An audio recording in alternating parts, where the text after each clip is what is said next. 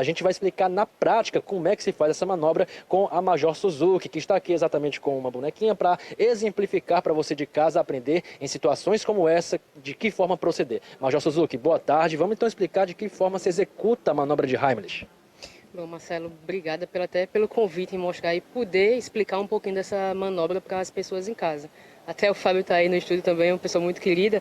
Então é o seguinte, a manobra de Heimlich, ela não é feita somente em recém-nascidos, bebês ou crianças, mas no geral, para fazer a desobstrução de vias aéreas.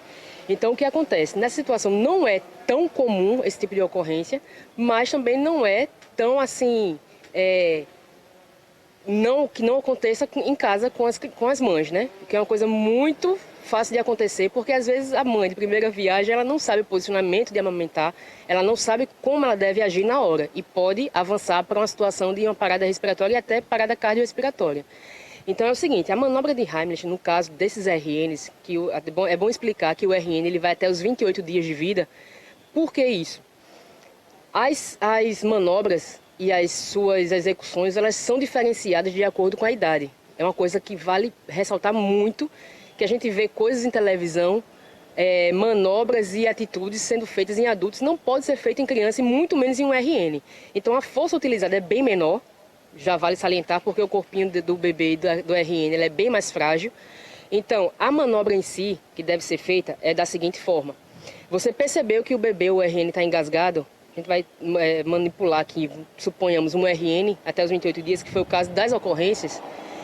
A gente tem que fazer um formato de V nos dois dedos, aproximar da boca e do nariz desse bebê, deixando essa parte livre para que ele possa respirar ou expelir aquele possível objeto. Então você faz isso daqui, envolve o corpo, né, no caso o pescoço da criança, e inclina para baixo, dessa forma, formando um ângulo de 45 graus. É bom salientar que você tem que ter um apoio de alguma parte do seu corpo ou de algum local que você esteja, para que esse movimento seja feito de forma eficaz. Então, quem está em pé, apoia aqui na perna e deixando ela de uma forma de 45 graus para baixo, para poder ajudar nesse movimento. A gente faz 5 taponamentos, que a gente chama, que é com a parte da mão, né? Aqui assim.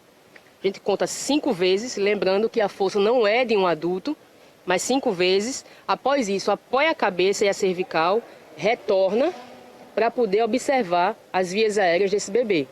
Se for o caso de expelir o objeto ou líquido, a gente tem que fazer a manobra sim, no caso de acolhimento e suporte a essa vítima.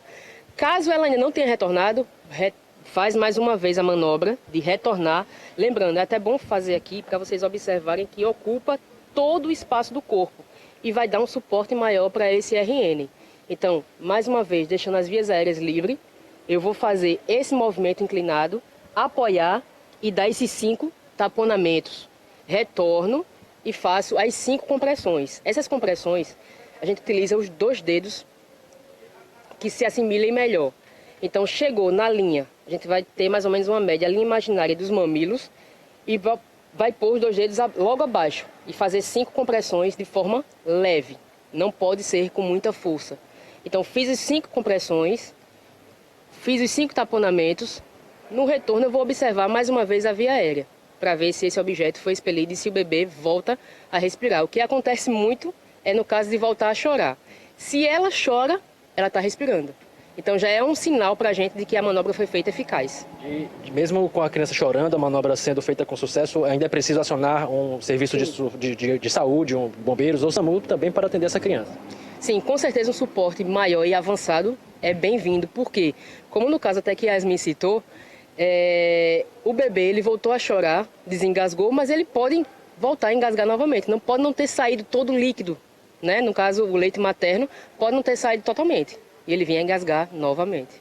Major, muito obrigado pelas informações, pelas orientações valiosíssimas aqui no Plantão Alagoas para você que tem um recém-nascido ou uma criança também em casa. A manobra é válida também para adultos, evidentemente, nesse momento de sufoco, de agonia, a pessoa ali engasgada.